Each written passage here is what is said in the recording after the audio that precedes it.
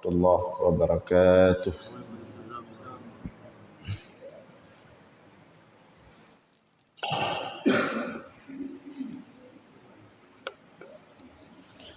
الحمد لله الذي بنعمته تتم الصالحات وبفضله تتنزل الخيرات والبركات وبتوفيقه تتحقق المقاصد والغايات. اللهم صل وسلم وبارك على سيدنا ومولانا محمد وعلى آله وصحبه أجمعين أما بعد. Hadirin jamaah sekalian yang dimuliakan Allah, kembali kita melanjutkan bahasan atau kajian tentang ilmu tauhid. Sebagaimana kita sampaikan sebelumnya bahwa sifat-sifat 20 yang wajib bagi Allah yang telah disusun oleh para ulama itu adalah sifat-sifat yang mewakili seluruh sifat-sifat yang wajib bagi Allah. Artinya sifat-sifat yang disusun 20 tersebut itu bukan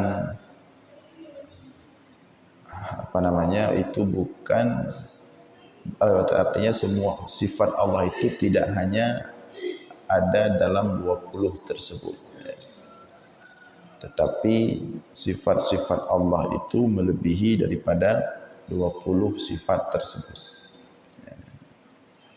Sebagaimana banyaknya nama-nama Allah, maka demikian juga sangat banyak sekali sifat-sifat Allah.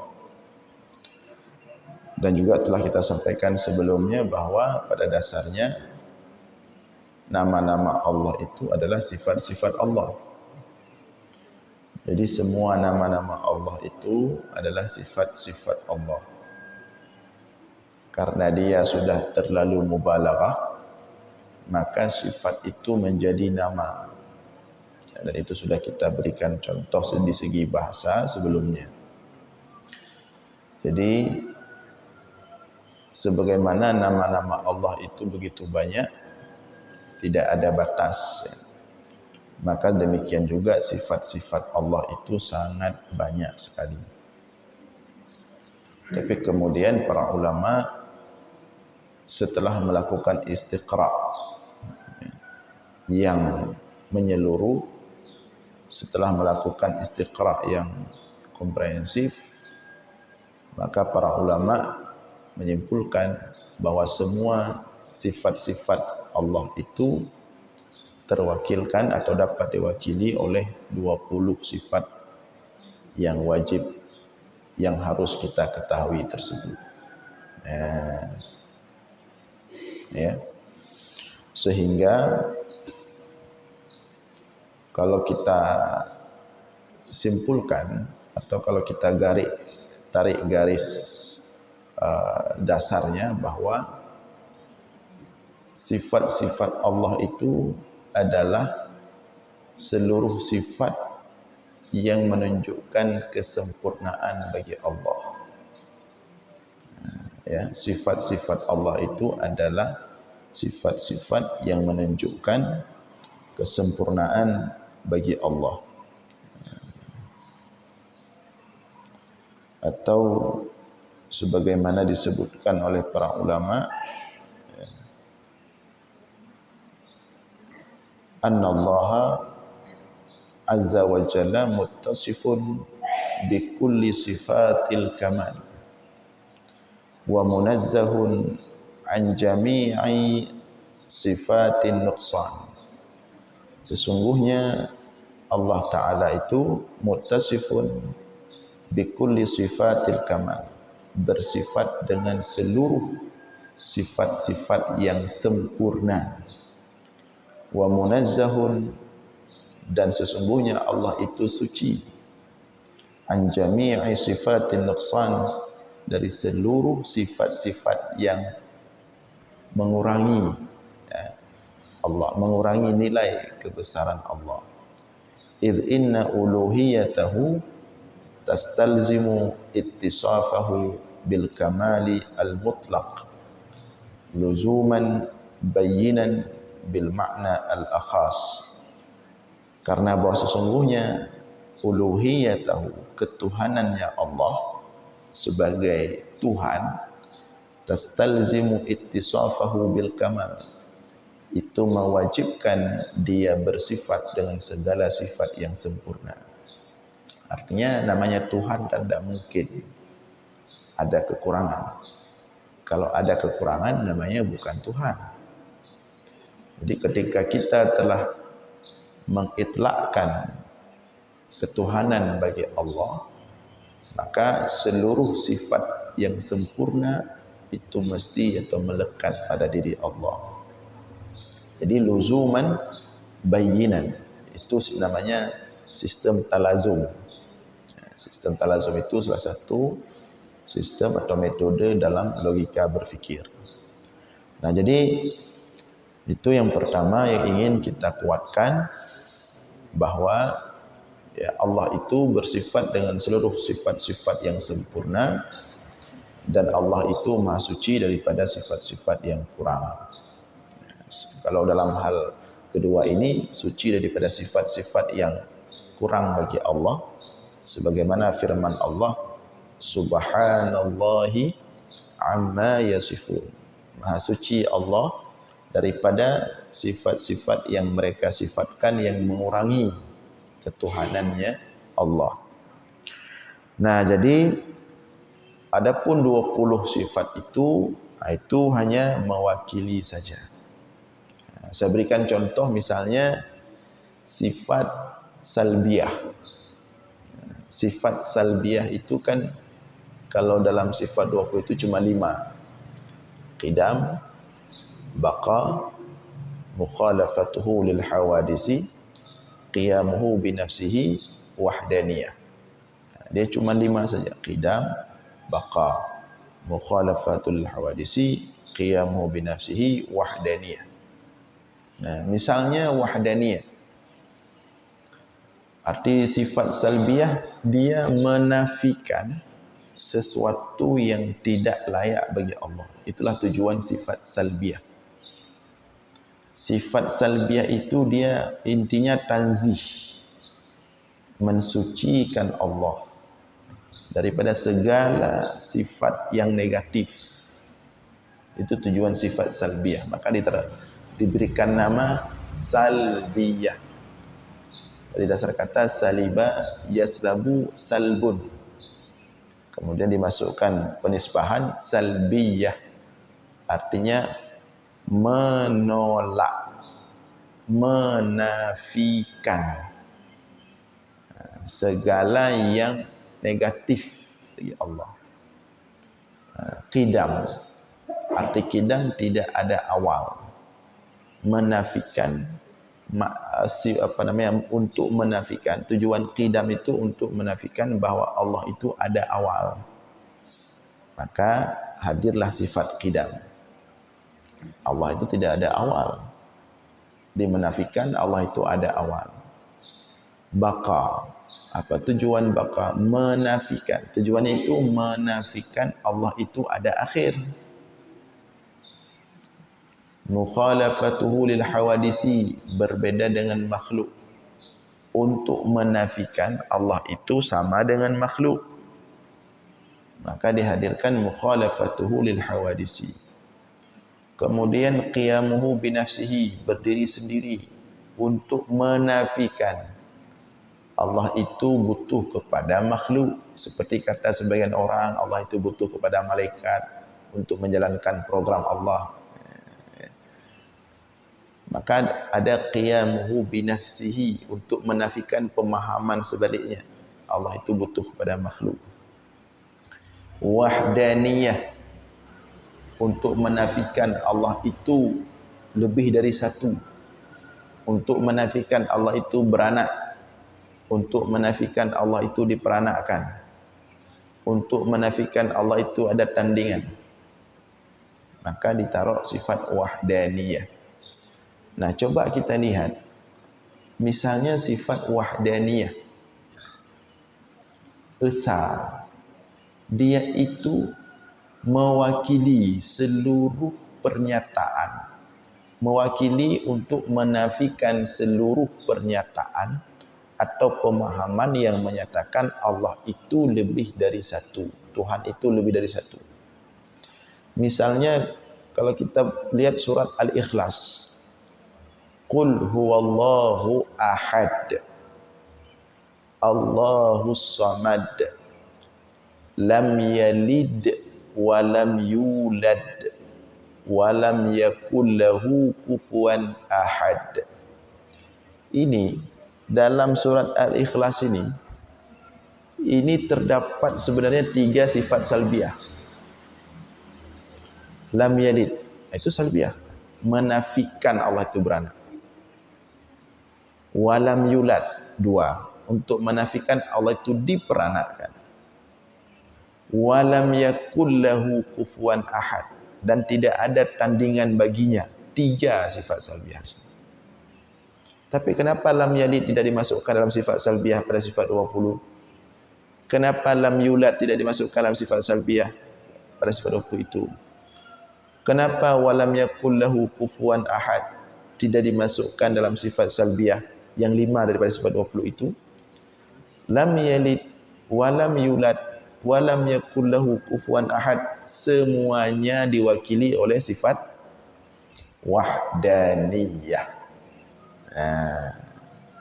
Kemudian atau lebih spesifik, Allah sebutkan dalam Al-Quran, wa qalu Isa ibn Allah wa qalu Uzair ibn Allah. Ini sifat salbiah semua ini. Wa qalu Isa ibn Allah wa qalu Uzair ibn Allah. Mereka mengatakan Isa itu anak Allah. Mereka mengatakan Uzair itu anak Allah.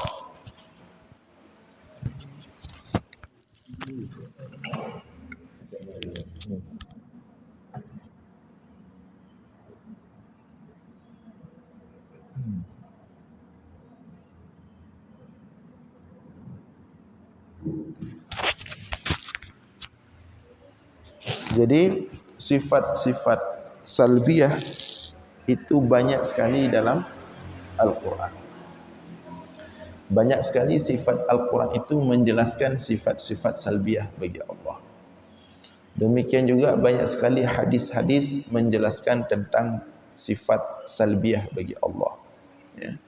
Tapi kemudian kenapa tidak dimasukkan semuanya secara detail, secara spesifik? Ya.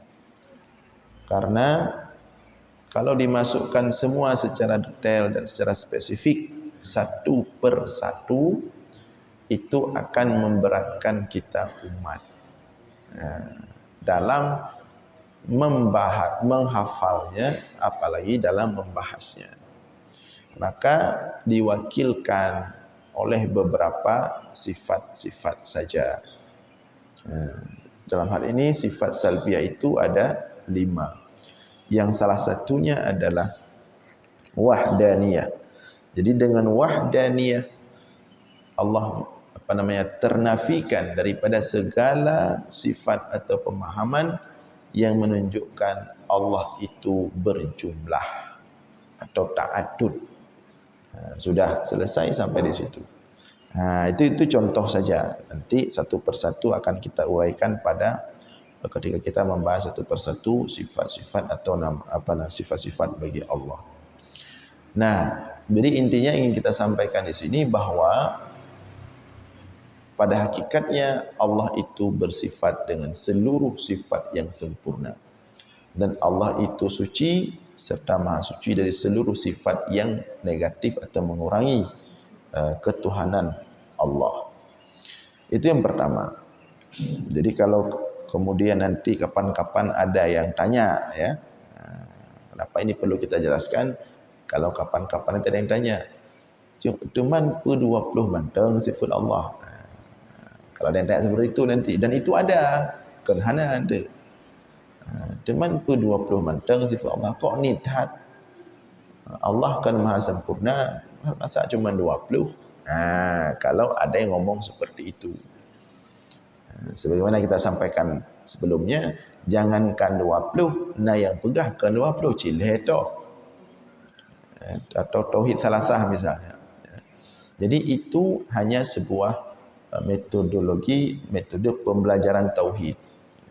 Adapun pada hakikatnya sifat-sifat Allah itu sangat banyak sekali. Sebagaimana nama-nama Allah juga demikian. Nah, itu yang pertama. Yang kedua, perlu juga kita sampaikan sebelum kita masuk satu persatu nama-nama sifat-sifat Allah, bahwa dalam penjelasan tauhid ini ya nantinya akan kita temukan penggunaan ilmu kalam. Maksud penggunaan ilmu kalam di sini adalah penggunaan metodologi filsafat Yunani. Bukan makna filsafat secara umum ya. Kalau filsafat secara umum itu tidak ada masalah. Bahkan filsafat secara umum itu adalah induknya ilmu pengetahuan. Ya. Tapi dalam menjelaskan tauhid, ya, para ulama Islam khususnya dari kalangan mutaakhirin,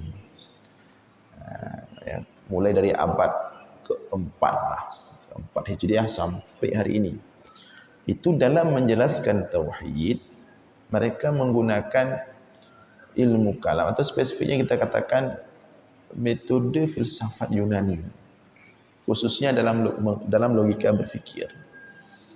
Mereka menggunakan metode filsafat Yunani. Karena pada dasarnya tauhid itu dijelaskan oleh Allah dalam Al-Quran dan dalam hadis itu sudah cukup, ya, sudah bisa dipahami dengan baik dan sederhana. Makanya mulai daripada masa Rasulullah, kemudian sahabat, kemudian tabi'in, kemudian tabi'in, pokoknya sampai abad ketiga lah lebih kurang, abad kedua, abad ketiga, itu pembelajaran tauhid masih langsung ke Al-Quran dan hadis. Jadi tidak ada misalnya seperti kita hari ini belajar tauhid sifat 20, satu wujud. Tidak ada seperti itu. Tapi belajar tauhid dulu itu langsung buka Al-Quran, cari ayat-ayat tentang tauhid, ditafsirkan. Begitulah belajar tauhid. Misalnya seperti ayat yang kita bacakan tadi, wa ilahukum ilahu wahid. Ada dapat di situ. Di situ dapat salah satu sifat Allah yaitu wahid. Sudah jelaskan. La ilaha illa huwar rahmanir rahim. Dapat dua lagi. Nama Allah Ar-Rahman dan Ar-Rahim. Sudah jelaskan. Kemudian ambil ayat Al-Kursi, ayat kursi. Allahu la ilaha illa hu. Dapat di situ tentang tauhid juga, wahid juga. Al-Hayyul Qayyum. Al-Hayyu yang maha hidup. Dapat di situ ilmu tauhid.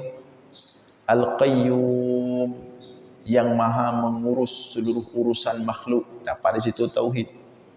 Bagaimana Allah mengurus makhluk ini? Kulla yaumin huwa fi sya'n. Setiap hari Allah mengurus seluruh urusan makhluk.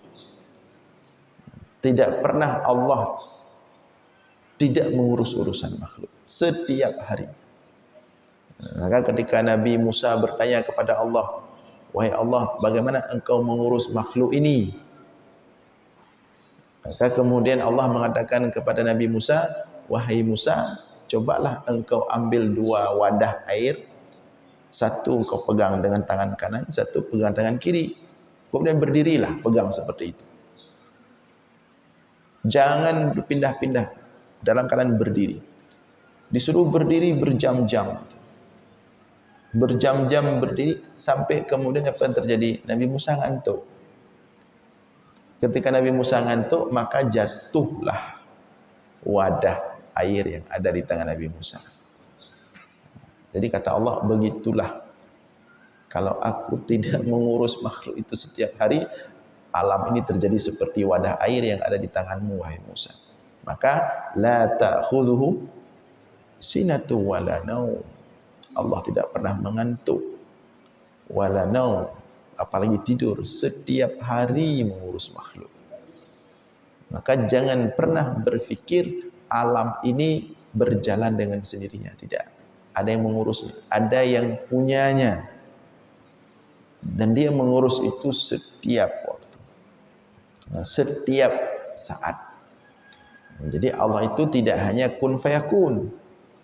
Walladzi khalaqas samawati wal ardh fi sittati ayyam. Allah itu tidak hanya menciptakan atau melakukan sesuatu itu dengan kun fayakun, tapi Allah juga menggunakan sistem proses. Allah juga menggunakan waktu dalam menciptakan dan mengelola alam ini. Nah, itu di mana kita dapat dari ayat kursi tadi. Al-Hayyul Qayyum, yang maha hidup lagi yang maha mengurus makhluknya. Setiap hari diurus. Kullu yaumin huwa fi sya'an. Tapi jangan dibayangkan seperti kita mengurus suatu pekerjaan, pagi masuk kantor, sore pulang. Tidak seperti itu. Ya, itu nanti kena dengan ayat laisa kamitslihi syai'un wa huwas samiul basir. Bagaimana Allah mengurus? Yang pasti tidak sama dengan cara makhluk itu mengurus. Jadi begitu. La ta'khudhuhu sinatu wala naum, lahu ma fis samawati wa ma fil ard, miliknya seluruh langit dan bumi. Tidak ada di alam ini langit dan bumi yang bukan milik Allah. Ada yang punyanya. Maka dikarenakan bumi ini ada yang punyanya, maka jangan berlebihan dalam bersikap. Jangan berlebihan dalam menyimpulkan sesuatu. Napoi alamnya hadit dia pegah berangkau dia. Seperti orang yang mengatakan misalnya nyo donya kahanali, kahana betuili, kancu, kanyo, kaji. Kalau bumi ini enggak ada yang punya, boleh ngomong seperti itu. Napoi. Nyo lampuh danyo betul, hana tauruh ni buteng geronya je. Kalau bumi tak bisa. Maka itu kita coba jelaskan juga dalam dunia politik. Hari ini kan orang seperti itu dalam berpolitik. Nyo hana menang nombor sekian kancu. Kabeh hanali. Kan ada orang menyimpulkan seperti itu. Tak bisa. Kalau bumi ini tidak ada yang punya, boleh. Nyo peh pilih nomornya. Nyo hana nomornya hanali. Habis itu. Nyo nomor J. Ya. Kita diperintahkan ikhtiar, usaha. Kan berarti bang kata usaha tanya kita perbaiki alamnya di luar kehendak Allah. Nah, alam ini memang sudah diatur sedemikian rupa oleh Allah, tidak diberikan suka-suka hati kita. Cuman kita disuruh ikhtiar saja. Sudah diciptakan ikhtiar. Kamu ikhtiar, lakukan usaha, bawa hidayah kepada manusia. Tapi yang memberikan hidayah siapa? Allah. Innaka lan tahdi man ahbabta walakinna Allah yahdi man yasha. Engkau tidak bisa memberikan hidayah kepada orang yang engkau sukai. Allah yang memberikan hidayah. You dakwah, you nasihati, you ajak kepada kebaikan dan baik-baik. Beban lehega tak nasihati hanai dengar. Buat pegah ahli. Hanya cik hanam nampak dia ahli je. Tak bisa. Itu dah di situlah perlu tauhid itu. Agar kita lebih stabil di dunia ini. Orang semakin kuat tauhidnya, hidupnya lebih stabil di dunia ini. Tapi kalau tauhidnya lemah, maka lebih mudah dia panik, lebih mudah dia na'udzubillah sampai pada tahap bunuh diri. Tapi ketika bertauhid, maka dia lebih stabil, lebih kuat, lebih siap menjalani kehidupan di dunia ini. Nah, jadi dulu seperti itu penjelasan tauhidnya. Buka Al-Quran, ambil ayat, jelaskan sifat Allah, jelaskan nama Allah yang ada dalam ayat dan hadis. Tapi kemudian kenapa mesti kemudian tiba-tiba disusun dalam bentuk yang khusus dengan pendalilan-pendalilan ilmu kalam? Itu karena saat itu tauhid bukan hanya dibutuhkan untuk dijelaskan saja, tapi mulai abad ketiga, keempat dan seterusnya sudah mulai datang syubhat-syubhat dalam tauhid. Sudah mulai masuk pemikiran-pemikiran lain dalam ilmu tauhid seiring dengan banyaknya masuk orang dalam agama Islam. Masuk dari Persia, masuk dari Romawi, masuk dari Mesir, di mana Persia, Romawi, itu mereka punya konsep-konsep ketuhanan sendiri mereka. Apalagi mereka itu kan negeri-negeri yang punya peradaban besar dan sudah eksis berabad-abad. Mereka punya konsep-konsep ketuhanan, mereka punya konsep-konsep tentang gaib. Nah, ketika mereka masuk dalam agama Islam, seiring dengan penyebaran Islam yang semakin luas, maka mereka bukan hanya membawa diri dalam Islam, mereka juga membawa pemikiran-pemikiran dalam Islam. Nah, sehingga timbullah corak-corak baru yang kalau kita uraikan panjang sekali. Timbullah corak-corak baru baik dalam hal menjelaskan sifat-sifat Allah. Mulailah ada orang yang mengatakan, menggambarkan Allah itu sama dengan makhluk. Sehingga waktu itu timbullah firqah atau kelompok mujassimah namanya, yang menyamakan Allah dengan makhluk. Kenapa? Karena mereka punya logika dan setiap kelompok itu bukan sekedar ngomong. Mereka punya logika-logika yang kuat. Kalau seandainya sekedar ngomong, nggak perlu kita capek-capek berfikir bagaimana mengcounternya. Hana logika herod. Tapi mereka punya landasan-landasan yang kuat. Dalam hal sifat-sifat, mereka kemudian menyamakan Allah dengan makhluk. Maka lahirlah kelompok mujassimah. Kemudian dalam hal takdir, mereka berbicara tentang takdir, sehingga lahirlah Qadariyah, Jabariyah, Murji'ah, yang kalau kita uraikan panjang itu. Kemudian dalam hal vonis neraka terhadap pelaku dosa besar, lahirlah Khawarij, lahirlah Mu'tazilah. Kemudian dalam hal menjelaskan qadim, sesuatu yang qadim itu apa saja, apakah cuma Allah atau ada selain Allah yang qadim, maka dalam hal ini Mu'tazilah sangat gencar. Nah, jadi lahirnya beberapa kelompok-kelompok yang luar biasa ini dengan pendalilan-pendalilannya masing-masing yang rata-rata tidak terlepas dari pengaruh berfikirnya dengan logika atau filsafat Yunani waktu itu. Bahkan filsafat Yunani waktu itu bukan hanya masuk ke ranah tauhid, tapi juga dia masuk ke ranah sufi. Maka kemudian lahirlah namanya tasawuf falsafi. Nilai-nilai itu masuk juga ke ranah sufi. Nah, dalam bertauhid kita tidak hanya cukup tahu, kan itu tauhid. Kita tidak cukup misalnya hanya mengenal Allah, hanya mengenal sifat-sifat Allah untuk diri kita. Tapi dalam bertauhid, selain kita kenal Allah, selain kita kenal sifat-sifat Allah, kita juga harus mampu, kalau ada yang mendatangkan syubhat, mampu mengcounternya.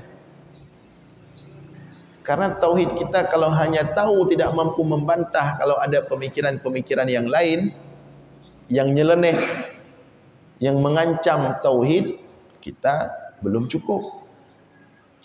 Sehingga disinilah para ulama kemudian mengatakan, siapapun yang belajar tauhid tidak cukup hanya tahu sifat atau nama Allah, tapi dia juga harus menguasai dalil. Dan dalil itu pun tidak cukup dalil ijmali, tapi juga harus ada dalil tafsili. Kalau dalil ijmali, dia hanya bisa untuk menguatkan dirinya dengan tauhid itu, tapi dia tidak mampu melawan pemikiran orang lain. Tapi dengan dalil ijmali, di situ dia mampu melawan pemikiran-pemikiran atau mengcounter persoalan-persoalan tauhid yang kemudian di dalamnya sudah bercampur dengan syubhat-syubhat. Idanya merasa aman karena hana taduk ulah mengawaya. Menyunyut taduk tapi kerara tu sifat 20 nya yang penting pun wujud, ya. Alanya qidam baqa kabare. Tapi begitu kita duduk dengan mereka, kita akan merasakan lemah tauhid dia. Goyang. Ya. Salah-salah gaduh kata janawayan itu. Ya. Ini yang kita pelajari ini baru menurut kita, baru maksudnya dari kalangan kita. Maka aman-aman saja, yang penting dalil wujud Allah, dalilnya fa'lam annahu la ilaha illahu, habis. Kemudian dalil aklinya, ya adanya Tuhan, buktinya adanya alam menunjukkan adanya Tuhan, habis. Ya, yang tapi kerana ada. Tapi begitu tadu dengan namanya, okey adanya Tuhan, maka mesti Allah, kerana Tuhan lain je. Pernah dia jawab? Takun nah dalil Al-Quran ikhlas ayan. Kamu cak hana beriman kepada Al-Quran pun yang ambil Al-Quran. Tak tengok baju dia. Itu contoh kecil. Jadi ketika seseorang itu misalnya memilih ateis, ya, itu bukan sembarangan mereka. Mereka juga punya dalil-dalil yang kuat. Maka tauhid itu tidak hanya cukup untuk paham untuk diri sendiri, tapi kita juga harus mampu melatih diri ketika ada pemahaman-pemahaman yang mencoba merongrong tauhid itu. Dan di Aceh itu dikenal dari zaman ke zaman tauhidnya itu kuat. Sampai ada yang mengatakan Aceh itu benteng tauhid, benteng tauhid terakhir di Indonesia. Walaupun orang pegahnya ada pergi bang kaji noi Aceh. Okey, banyak ya. Gue pegahnya ada awal. Ya, jadi anak kadang jajak ni kadang. Artinya yang tahu kan kita, kondisi kita di sini. Ya. Dulu memang seperti itu dulu di Aceh. Makanya dulu kalau datang misal jamaah-jamaah tertentu ke kampung-kampung di Aceh, itu kenapa diusir kadang-kadang? Tidak serta-merta jahat orang Aceh ketika misalnya enggak menerima, enggak mengusir.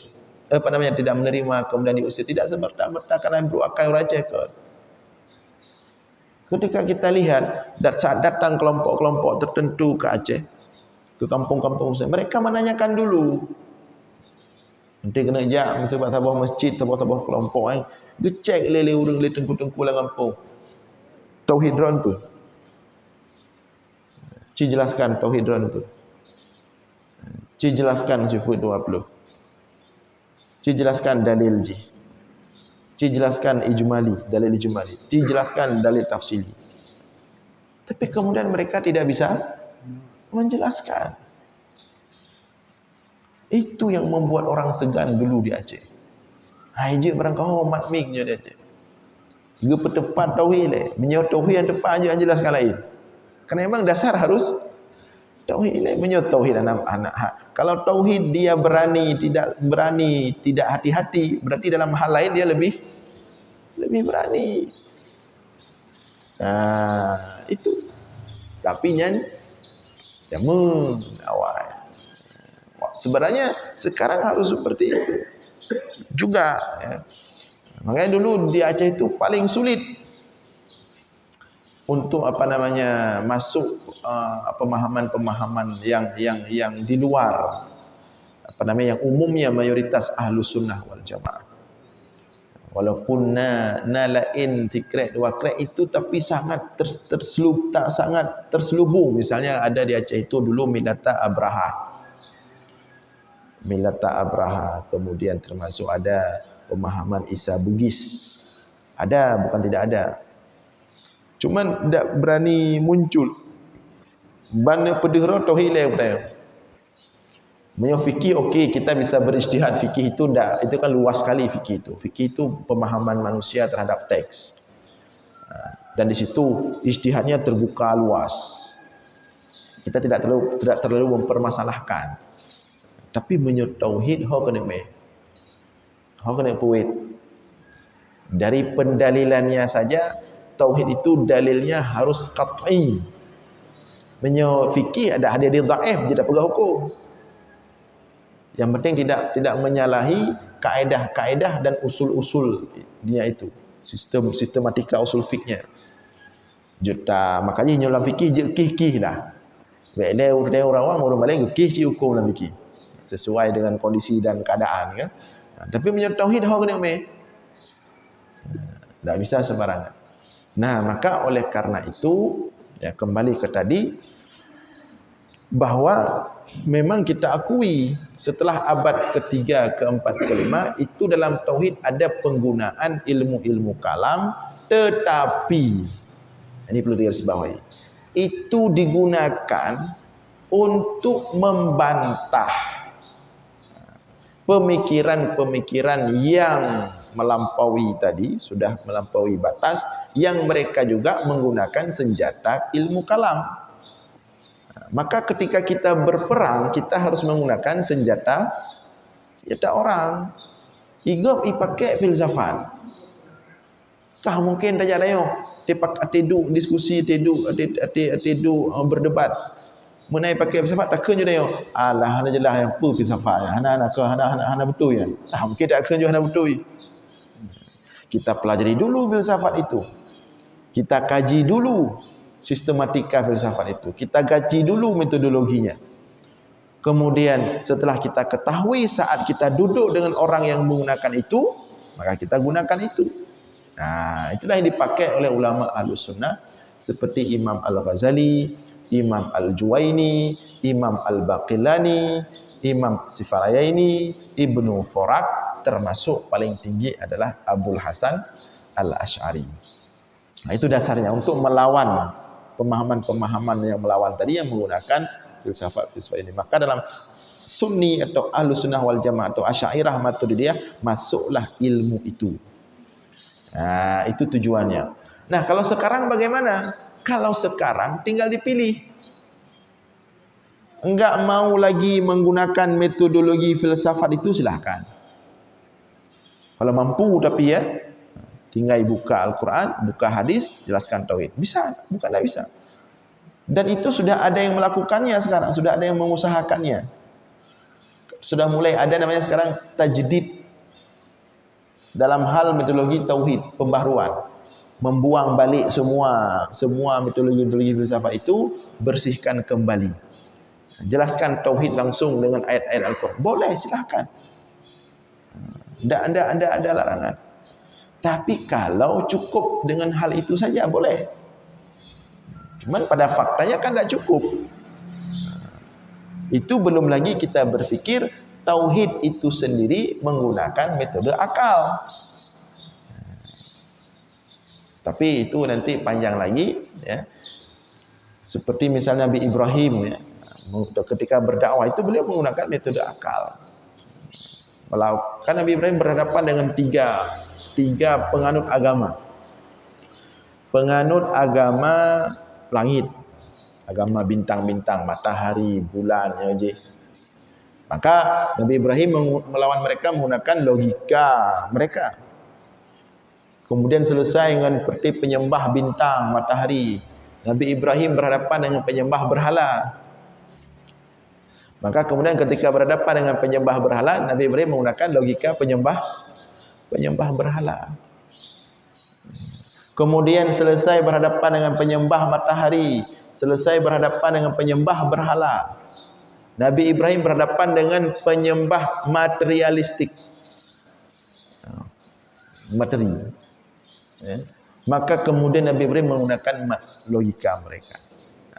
Jadi menguatkan tauhid dengan menggunakan logika sesuai dengan lawan itu bukan hanya digunakan oleh ulama Ahlus Sunnah wal Jamaah, tapi sudah dipraktekkan oleh Nabi Ibrahim alaihi salam. Demikian juga dilakukan oleh Nabi Muhammad sallallahu alaihi wasallam.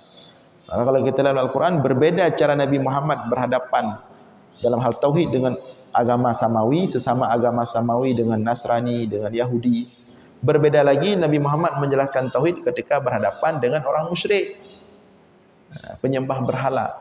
Jadi para nabi ini ketika berhadapan dengan umat-umat itu yang menggunakan logika masing-masing dalam hal teori ketuhanan, itu mereka menggunakan metode atau logika berpikir sesuai dengan objek yang mereka hadapi. Baik, hadirin sekalian yang dimuliakan oleh Allah, itu adalah bagian daripada prolog atau pendahuluan tentang ilmu tauhid yang harus kita pahami dan kita ketahui, sehingga ketika besok kita masuk dalam sifat-sifat Allah satu persatu itu, kita sudah punya fondasi dan asas yang kuat. Jadi baik tempat yang matang lagi ke lego, bernau matang tapi dasar nama ho mendu.